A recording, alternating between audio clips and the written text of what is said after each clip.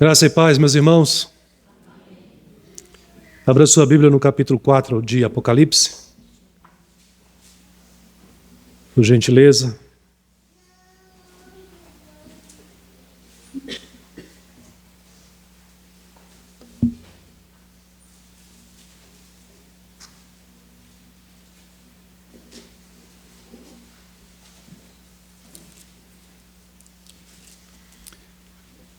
Apocalipse capítulo 4.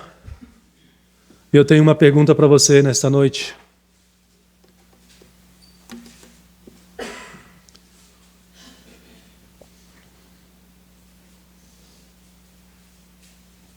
Você crê que realmente foi o Deus das Escrituras que não só criou o universo, mas domina sobre ele? Pastor, como assim? Nós acabamos de cantar essa verdade. Pois é, mas há muitos que não creem assim. Para muitos, quem criou este universo foi outro Deus. O Deus chamado Big Bang. E essa é uma das teorias mais aceitas, entre as outras teorias, da origem do universo. Mais conhecido como o surgimento do universo através de uma grande explosão. Mas essa teoria, ela não só é falsa, como ela é uma afronta ao Criador do universo, a esse Deus soberano que reina e domina sobre céus e terra. Meus irmãos, o capítulo de 1 a 3 de Apocalipse é curioso porque quando você começa a ler, você observa o autor mostrando o reinado do Senhor na terra, sobre a sua igreja. João olha e vê o Senhor no meio das 7 igrejas. Aquele vestido de uma túnica, de vestes de uma autoridade, de rei, simbolizando exatamente o Todo-Poderoso. Aquele que está na terra, conduzindo, cuidando, julgando e guiando a sua igreja, o seu povo. Portanto, o Senhor reina na terra. Mas é curioso que a partir do capítulo 4, o autor de Apocalipse, que é João, o apóstolo João, ele chama a nossa atenção para o reinado do Senhor nos céus, assentado no seu trono, e que governa sobre céus e terra, o Senhor Deus Todo-Poderoso. E eu quero chamar a sua atenção para a leitura desse capítulo. Eu acho que é importante ler com vocês, acompanhando, e depois a gente fazer a exposição desta mensagem nesta noite. E que Deus nos ajude na compreensão do seu texto, da sua palavra. Amém. Nos diz o capítulo 4, então, que depois dessas coisas, observe que aqui ele faz já uma transição. Ele vê a igreja na terra, vê Jesus cuidando, e depois desses acontecimentos, desse relato, dessa narrativa, ele agora faz uma transição para um olhar, uma visão agora dos céus e de Deus no trono, no seu trono, nos céus, com os seus anjos. Depois dessas coisas olhei, e eis não somente uma porta aberta no céu, como também a primeira voz que ouvi, como de trombeta, ao falar comigo, dizendo: sobe para aqui, e te mostrarei o que deve acontecer depois destas coisas. Imediatamente me achei em espírito, e eis armado no céu um trono, e no trono alguém sentado, e esse que se acha assentado é semelhante no aspecto à pedra de jaspe e de sardônio, e ao redor do trono há um arco-íris semelhante ao aspecto, no aspecto à esmeralda. Ao redor do trono há também 24 tronos, e assentados neles 24 anciãos, vestidos de branco, cujas cabeças estão coroas de ouro. Do trono saem relâmpagos, vozes e trovões. e diante do trono ardem 7 tochas de fogo, que são os 7 Espíritos de Deus. Há diante do trono um como que mar de vidro, semelhante ao cristal. E também no meio do trono e à volta do trono, 4 seres viventes, cheios de olhos por diante e por detrás. O primeiro ser vivente é semelhante ao leão. O segundo, semelhante ao novilho. O terceiro, com rosto de homem. E o quarto ser vivente, a semelhança da águia que voa, quando está voando. E os 4 seres viventes, tendo cada um deles, respectivamente, 6 asas, estão cheios de olhos ao redor e por dentro. Não tem descanso, nem de dia, nem de noite, proclamando: Santo, Santo, Santo é o Senhor Deus Todo-Poderoso, aquele que era, que é e que há de vir. Quando esses seres viventes derem glória, honra e ações de graças ao que se encontra sentado no trono, ao que vive pelos séculos dos séculos, os 24 anciões prostrar-se-ão diante daquele que se encontra sentado no trono, adorarão o que vive pelos séculos dos séculos e depositarão suas coroas diante do trono, proclamando.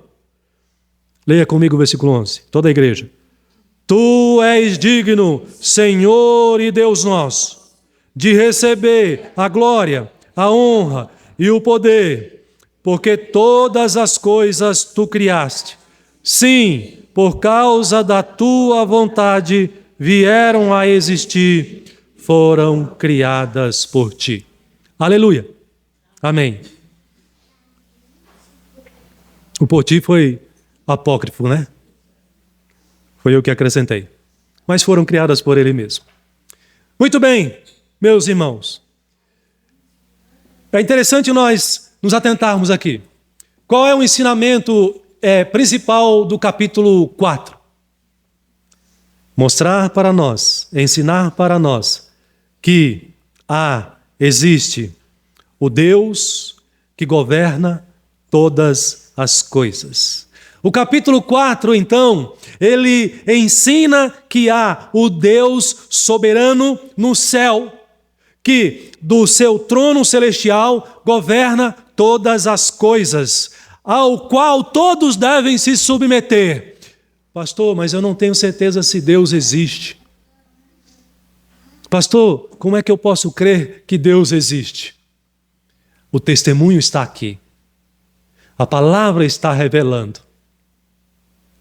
Pastor, em quem eu acredito? No Deus da teoria da origem do universo, Big Bang? Ou no Deus das Escrituras? No Deus que criou todas as coisas?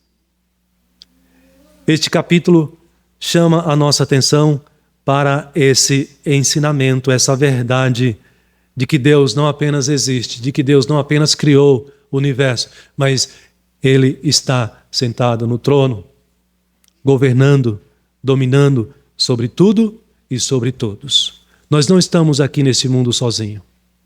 Nós não somos independentes, autoexistentes.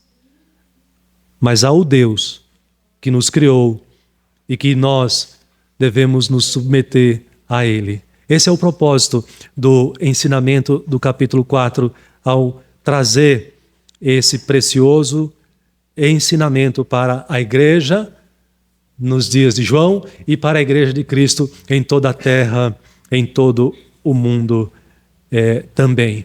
Então nós podemos observar aqui, meus irmãos, que essa mensagem ela é uma mensagem profética, porque ela mostra Deus, a sua existência, o seu governo, mas ao mesmo tempo já apontando para o fim.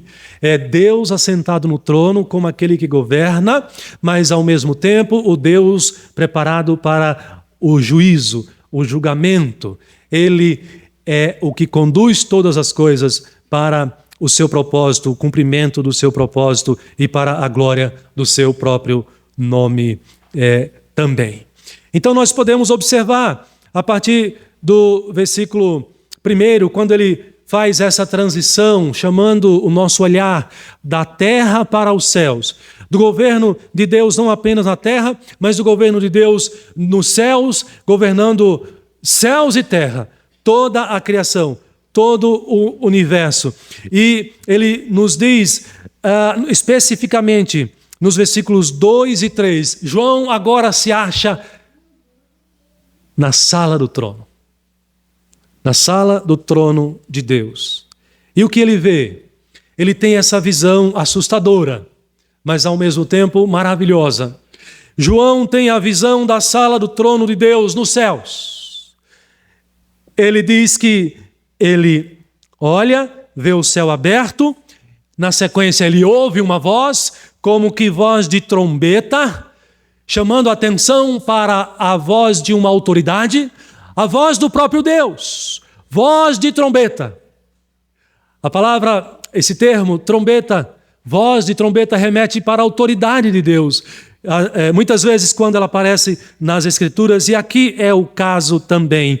E essa voz faz um convite, e é um convite irrecusável.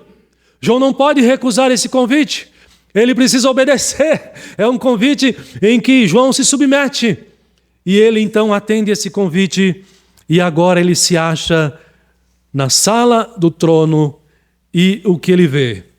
Ele vê Deus assentado no trono. Mas Deus é aquele que é inacessível. A Bíblia descreve Deus como aquele que os olhos humanos não podem ver. Aquele que os olhos humanos não podem compreender a sua forma. E certamente seja essa a razão pela qual João faz essa descrição de Deus aqui assentado no trono, como semelhante a pedras preciosas, pedras de alto valor, pedras como ele descreve aqui no texto, ele diz pedra de jaspe e pedra de sardônio. Quando você lê o texto de Paulo a Timóteo, capítulo 6, Paulo vai dizer que Deus é o que habita em luz inacessível, a quem o homem jamais viu, nem é capaz de ver. Então essa é a descrição máxima que João pode fazer para nós a respeito do ser de Deus, como aquele que brilha, como aquele que tem uma luz intensa.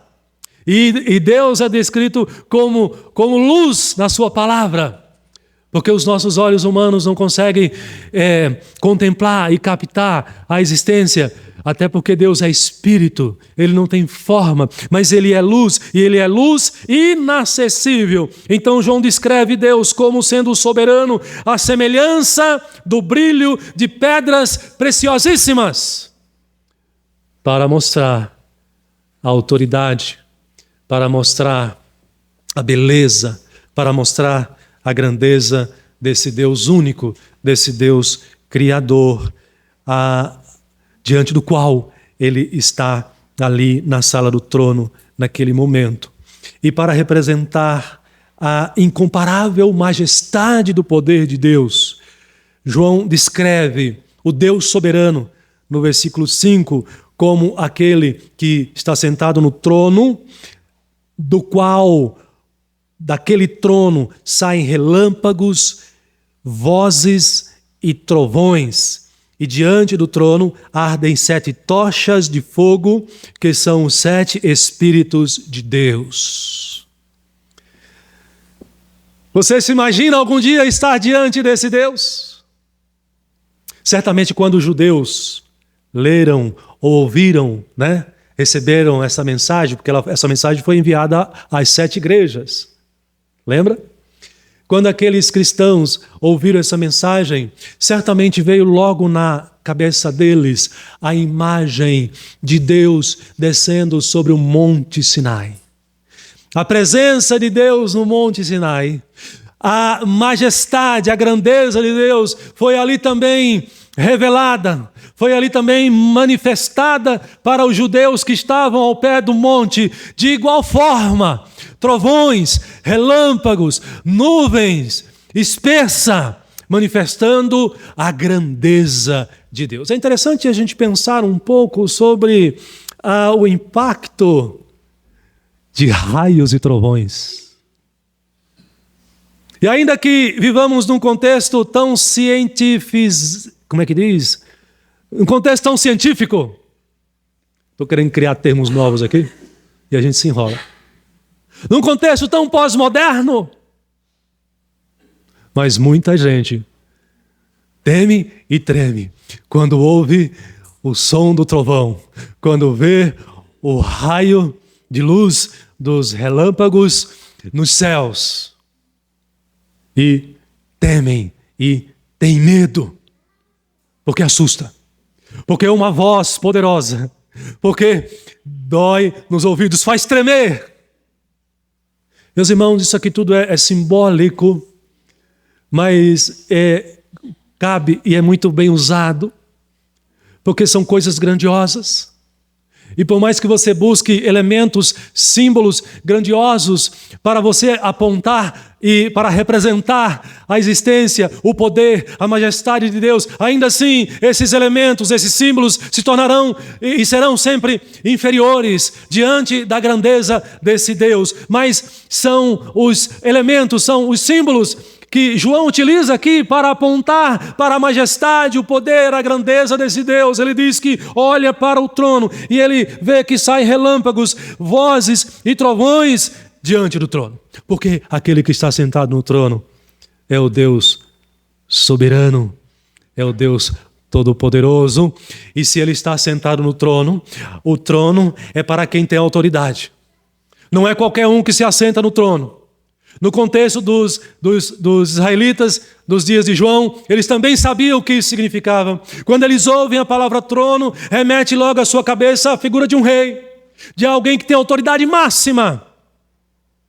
Autoridade para determinar a vida dos seus súditos. Mas aqui não é um homem que está sentado no trono. Aqui é o próprio Deus. É mais do que um homem. Por isso a voz não pode ser aqui retratada como voz de homens, mas como voz sobrenatural, porque aponta para o ser transcendente, o Deus Todo-Poderoso. Mas Deus não está ali sozinho. João não vê apenas Deus isolado, o Deus único, apenas sendo Ele na sala do trono. O próprio texto diz na sequência que ele também vê que diante do trono ardem 7 tochas de fogo. E o texto diz que são os 7 Espíritos de Deus. E nós precisamos nos atentar que o número 7 é o número de completude, é muito usado no livro de Apocalipse, apontando para a perfeição de Deus. E aqui certamente essa referência se diz ou se trata do próprio Espírito de Deus, que está ali presente, diante do Deus Pai, o Criador de todas as coisas. Mas ele prossegue e ele vai dizer que não apenas está aquele que está no trono, mas os 7 Espíritos, ou o Espírito de Deus, mas ele olha e ele vê também ali 24 outros tronos. E ele diz que nesses 24 outros tronos também estão ali 24 anciãos. Estudiosos vão dizer que esse texto, essa passagem, certamente está se referindo aos 12 apóstolos e às 12 tribos de Israel, a quem é dado também o poder para julgar o mundo, julgar as nações. E esses também estão assentados em tronos, portanto, anciãos, representado aqui por anjos. Porque se estamos no ambiente celestial, se João está no ambiente celestial, nesse ambiente celestial tem a presença do Deus Pai, Deus Filho, Deus Espírito e também dos seus anjos. Mas representando aqui os 12 apóstolos e representando as 12 tribos de Israel, apontando para estes que também irão julgar o mundo no último dia. Não apenas Deus, mas também aqueles que os auxiliam à sua presença no governo e no juízo deste mundo e de todas as nações. Mas é interessante que você prossegue, e do versículo 6 ao 11, nós vamos encontrar outras figuras importantes no texto, e que se você não se atentar, você vê como figuras assustadoras. Mas a gente precisa lembrar que o texto está revelando não a existência de pessoas, mas a existência de seres celestiais e angelicais. E o texto diz, nessa revelação de João, que ele observa e vê mais 4 seres viventes. E ele vai nomear, especificar cada um deles aqui. Esses seres viventes, eles são anjos em posições mais elevadas. E quando o texto se refere aqui à quantidade de olhos que eles têm, atribuindo a função que eles têm de cuidar da sala do trono do próprio Deus. Assim como nós vimos João na revelação do próprio Cristo, dizendo que era alguém com olhos de fogo, dando a ideia de que nada escapa aos olhos do Senhor Jesus Cristo, assim também esses anjos que guardam o trono de Deus, o trono celestial, e que têm a missão grandiosa de prestar louvores a Deus. E você pode observar no texto que João diz que eles incansavelmente adoravam a Deus, louvavam e exaltavam ao Senhor, dia e noite prestavam louvores ao Senhor, dando glórias ao nosso Deus. Mas observe que a lição desse texto mais importante está aqui na parte final dele. Porque João chama a nossa atenção para a realidade de que Deus existe, mas não só existe, Deus governa. Ele é Senhor, Ele é autoridade máxima, é aquele que está sentado no trono, é aquele diante do qual toda a criação deve temer e tremer, se submetendo à sua autoridade, porque esse Deus é Deus tremendo, é Deus terrível, é Deus único. Deus, o Deus que governa todas as coisas. E é interessante que você observa quando João vai dizer que no versículo 9, quando esses seres viventes derem glória, honra e ações de graças ao que se encontra sentado no trono e ao que vive pelos séculos dos séculos. Versículo 10, os 24 anciãos prostrar-se-ão diante daquele que se encontra sentado no trono, adorarão o que vive pelos séculos dos séculos e depositarão as suas coroas diante do trono, proclamando o que se segue, dando glórias ao Senhor.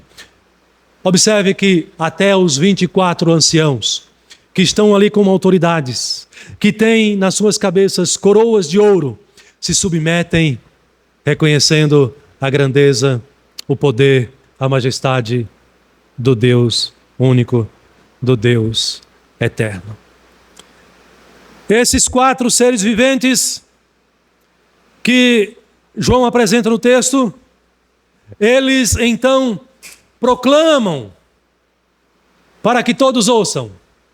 E ali está miríades de seres angelicais, e que irão ouvir esse canto de exaltação e louvor a esse Deus, quando esses seres angelicais dizem: Tu és digno, Senhor e Deus nosso, de receber glória, honra e poder, porque todas as coisas tu criaste, sim, por causa da tua vontade vieram a existir e foram criadas por ti. Essa é a parte final desse louvor da exaltação. A parte inicial começa lembrando e declarando que esse Deus é santo, santo, santo. Meus irmãos, o que nós podemos aprender com essa lição aqui então? A respeito desse Deus que governa todas as coisas. Quem é esse Deus? E aí eu quero destacar algumas características desse Deus, reveladas por esses 4 seres viventes. Quem é o Deus que governa todas as coisas? Em primeiro lugar, esse Deus é o Deus que é santo, santo, santo. Nenhum outro Deus tem essa característica. Nenhum outro Deus é santo como o Deus das Escrituras. A palavra santo aqui significa a ideia é aquele que foi separado, aquele que está à parte, que está consagrado, aquele que foi separado da enfermidade humana, da impureza, do pecado. Deus é esse ser puríssimo. Por isso nós cantamos aqui, Santo, Santo, Santo. O hino 11 que nós cantamos, porque a palavra de Deus revela esse Deus assim para nós. E Ele é esse Deus santíssimo. Quando nós lemos a revelação de Isaías, o profeta Isaías, quando ainda do seu chamamento, da sua vocação, ele se depara com esse Deus santo. Ele se encontra diante desse Deus santo. Qual seria a reação do pecador diante do Deus que é santo, santo, santo? Observe no texto que eu vou ler para vocês, o profeta Isaías dá esse testemunho no capítulo 6. Ele diz que ele vê o Senhor assentado sobre um alto e sublime trono. Como João vê, Isaías já tinha visto também. E qual foi a reação de Isaías? Ele diz, o versículo 5, então eu disse, diante desse Deus, como é que eu me senti? Eu disse, ai de mim,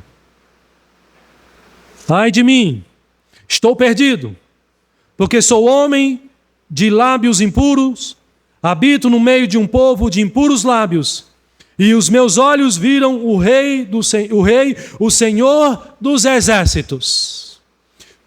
Isaías, como João, se encontrou diante do Deus que é santo, santo, santo. Meus irmãos, toda vez que nós nos encontramos diante da santidade de Deus, a nossa sujeira, ela é exposta, o nosso pecado vem à tona. A santidade de Deus nos constrange, a santidade de Deus nos acusa, a santidade de Deus nos condena. Aliás, para nós entendermos isso mais fácil ainda, a santidade desse Deus que está sentado no trono está sobre os seus filhos. Aliás, essa é uma ordem de Deus. Filhos de Deus, sede santos porque eu sou santo. Se você é filho de Deus, você precisa construir, pelo poder do Espírito Santo, pela palavra de Deus, a santidade na sua vida, desenvolver a santidade na sua vida, porque você é filho do Deus que é santo, santo, santo. E a santidade de Deus na sua vida, ela vai purificando a sua vida dos pecados.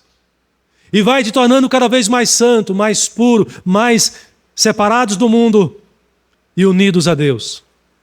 É por isso que o crente também, como santo neste mundo, ao se relacionar com aquele que vive no pecado, o pecador se sente incomodado, se sente constrangido, se sente acusado. E muitas vezes ele se sente no dever até de pedir perdão pelo palavrão, pela atitude que ele falou ali, porque ele está diante de um Filho de Deus que tem, nessa nova natureza em Cristo, essa característica. O seu Deus é santo, santo, santo. O Deus que criou o universo, o Deus que domina tudo e conduz a sua igreja na terra, Ele é santo. É por isso que você e eu precisamos ser santos, nos santificarmos, para sermos cada vez mais parecidos com esse Deus. A santidade pertence a Deus. É um atributo de Deus, é uma característica também de Deus. Nenhum outro ser, nenhum outro suposto Deus é santo como Deus é santo, o nosso Deus. E aqueles que são seus seguidores, seus filhos, também são santos. Deus, falando sobre isso lá em Levítico capítulo 19, versículo 2, ele diz: santos sereis, porque eu, o Senhor vosso Deus, sou santo. Você segue um Deus e serve o Deus que é santo. Então, a santidade precisa ser construída também na sua vida, porque esse é o Deus único, é o Deus poderoso, é o Deus diante do qual todos temem e tremem, e todos devem se submeter. Quem é esse Deus, pastor? João está revelando para nós. É o Deus que é santo e que me dá a condição de viver num mundo pecador, de viver numa natureza pecaminosa, mas desenvolver uma vida de santidade. Oh, louvado seja Deus por isso.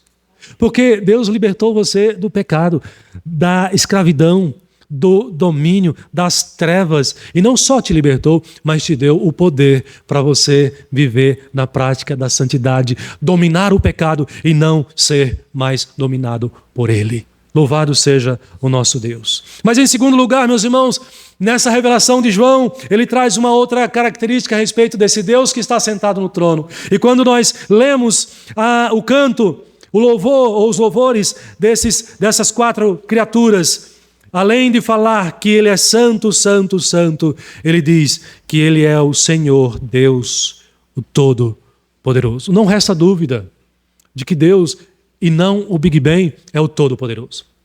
O Deus das Escrituras é aquele que exige submissão de toda a sua criação. O poder de Deus é visto ao longo da história. Quando você lê as histórias narradas nas Escrituras, que são histórias verdadeiras, relatos de fatos ocorridos, a exemplo da manifestação poderosa de Deus, poderosíssima de Deus, nas 10 pragas do Egito.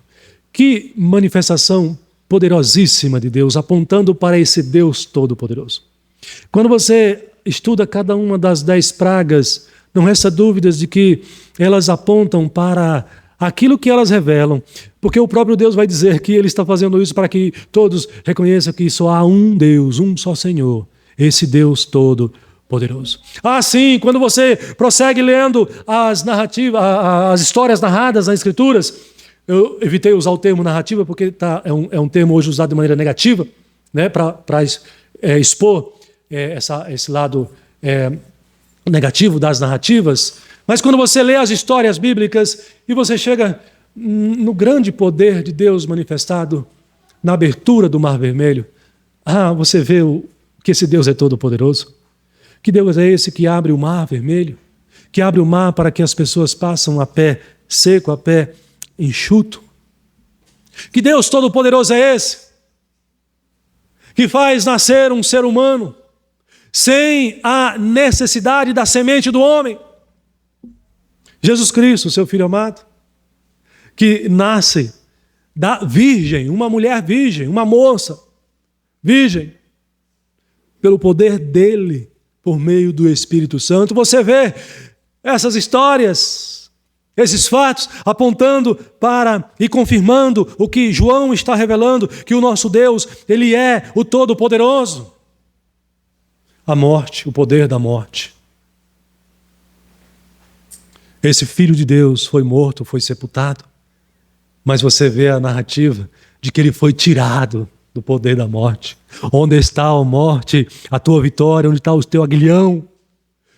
A morte foi derrotada pelo poder desse Deus que é todo-poderoso.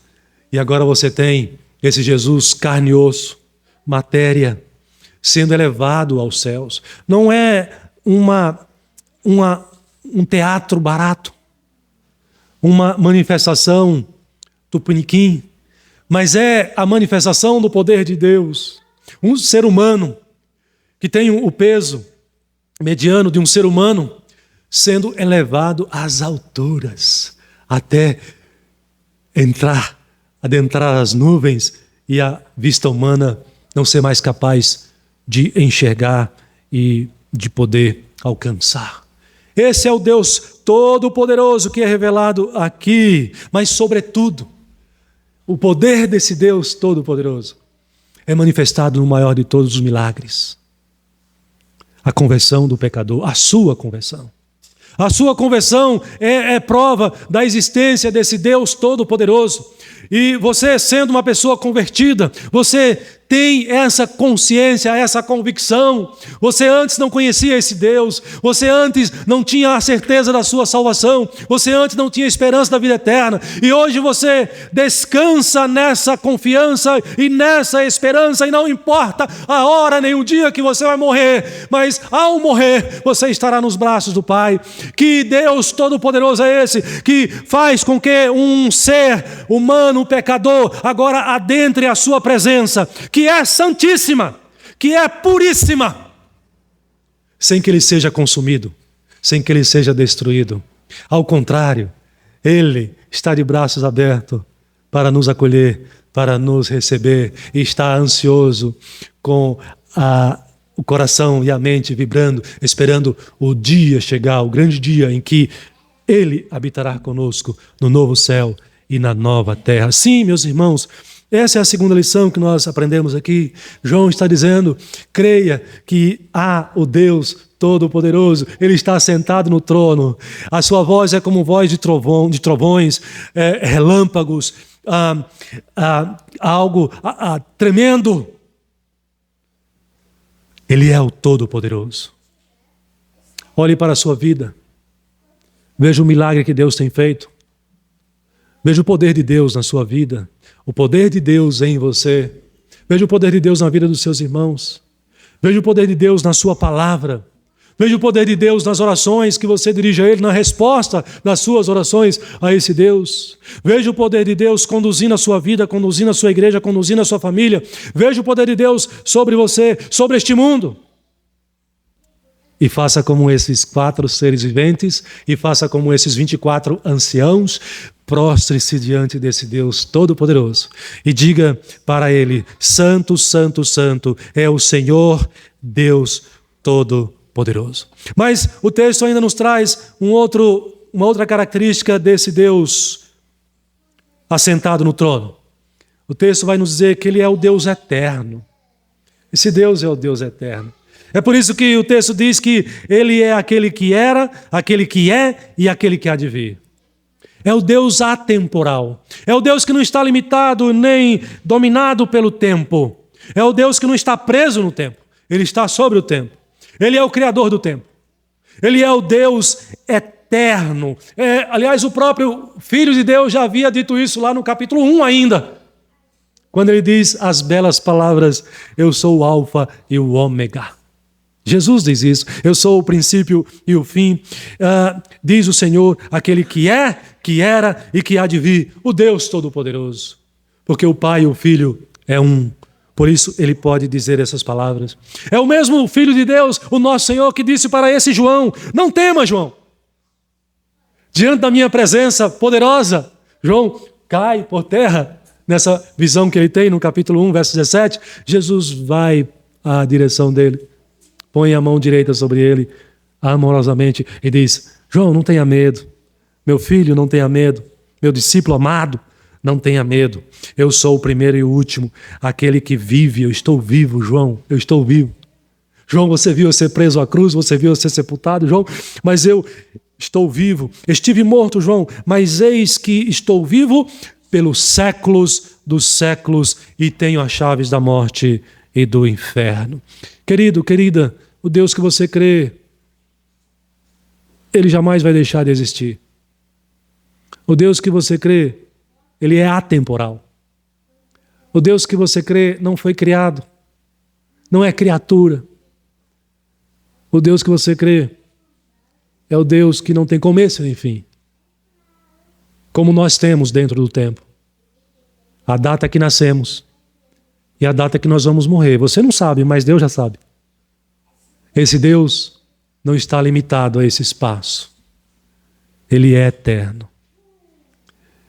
Como é confortante nós sabermos que nós servimos a um Deus que, além de ser puríssimo, santo, santo, santo, todo-poderoso, é o Deus que não vai ter fim. Então eu posso entregar minha vida para Ele. Aliás, porque Ele é eterno, todo-poderoso, Ele pôde criar o ser humano também para viver a eternidade. A nossa alma não morre. Após a ressurreição no último dia, quando Jesus voltar, todos serão ressuscitados para viver também para sempre, ou no céu ou no inferno, ou na presença do Senhor, ou no sofrimento eterno, mas viverão também para sempre, porque são criaturas desse Deus que é eterno, tem esse atributo, essa característica. Na sua essência, Ele é o Deus que não tem fim, não é finito, Ele é o Deus eterno. Louvado seja o nome desse Deus, o Deus eterno.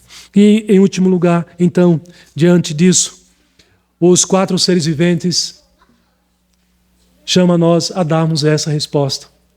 Assim como eles e os 24 anciãos, nós devemos reconhecer que esse Deus, Ele é, sim, digno de toda a glória, toda a honra e todo o poder. Esse é um cântico belíssimo que nós temos aqui. O verso 11: Tu és digno, Senhor e Deus nosso, de receber a glória, a honra e o poder, porque todas as coisas tu criastes. Sim, por causa da tua vontade, vieram a existir. Você tem aqui pelo menos 3 outras, não características, mas resposta que a igreja deve dar para esse Deus. Devemos reconhecer que Ele é digno de doxa. É a palavra grega para glória.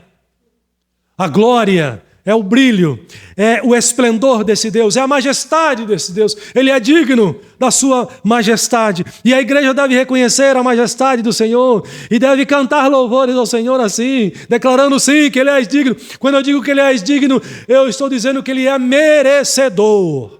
Não estou lisonjeando de maneira desonesta, mas eu estou reconhecendo aquilo que Ele é merecedor, que Ele é digno. Ele é majestoso, a Ele pertence a glória, a honra e o poder. Então nós precisamos tomar cuidado, porque a nossa tendência é querer tirar a glória de Deus e dar para nós mesmos. Nos exaltarmos ao invés de exaltar o próprio Deus. É Ele que nós fomos chamados a reconhecer, a declarar a glória a Ele. Mas não apenas a glória, também a honra que pertence ao nosso Deus, por conta da sua posição, de quem Ele é, do seu poder. Ele é digno de honra. Esse Deus é digno de honra. Então honre a esse Deus. Pastor, como é que eu posso fazer isso? Como é que a igreja pode honrar a Deus? Só há uma maneira da igreja honrar a Deus: obediência. Obedeça a sua palavra, viva cumprindo a sua palavra, e você estará honrando a esse Deus, seguindo os seus ensinamentos. Você será um cristão que dá glórias a Deus e que honra a Deus e que reconhece o poder deste Deus, porque o texto diz: tu és digno de receber a honra, a glória, a honra e também o poder. A ideia aqui é que a igreja reconheça o poder desse Deus. Essa dinamis, o poder da dinamite, né? A ideia do poder de Deus, através da expressão dessa palavra, é a força do Senhor, é a sua habilidade, o seu poder moral, o seu poder criacional, o seu poder para realizar milagres, o seu poder para transformar o pecador, alguém condenado, em alguém salvo, o pecador trazido à presença desse Deus. Meus irmãos, nós devemos sim reconhecer que há o Deus que governa todas as coisas. Esse Deus que é revelado aqui no texto como aquele que está assentado no trono, conduzindo a história da humanidade. Nós não estamos aqui como auto-independentes, autoexistentes, como seres independentes. O crente não pode ter nos seus lábios aquela frase ímpia de que quem manda na minha vida sou eu, no sentido mais pleno. Não, quem manda na minha vida é Deus. Então se submeta ao Senhor, me submeto à sua palavra e busco viver reconhecendo que Ele é santo, eterno, o Todo-Poderoso. E por isso eu canto com os 4 seres viventes, com os 24 anciãos e com milhares, miríades de anjos e seres angelicais. E eu farei isso no último dia, e você também fará na volta de Jesus. Todos nós poderemos proclamar: Tu és digno, Senhor e Deus nosso, de receber a glória, a honra e o poder. Meus irmãos, há muitos ensinamentos falsos nesse mundo e nos nossos dias também não é diferente. E os ensinamentos falsos sobre princípios, sobre ensinos basilares cristãos, eles tentam roubar a glória desse Deus, a santidade desse Deus, a pureza desse Deus e o poder desse Deus, e ser transferido para o ídolo, para a idolatria. Mas nós temos a palavra da verdade, a palavra de Deus, que aponta para a verdade desse Deus digno de toda a honra, toda a glória e todo o poder. Que nós possamos continuar buscando, exaltando, anunciando, proclamando. Observe que esses 4 seres viventes, eles estão fazendo isso. Eles estão proclamando. A igreja é chamada a isso, a proclamar. No mundo onde aceitam teorias falsas, mentirosas, a igreja é chamada a levar a verdade. Proclame, igreja de Cristo, onde você estará nesses dias, nessa semana e até a volta de Jesus. Proclame que há o Deus verdadeiro, Criador do universo, que é digno de glória, honra e poder. Amém.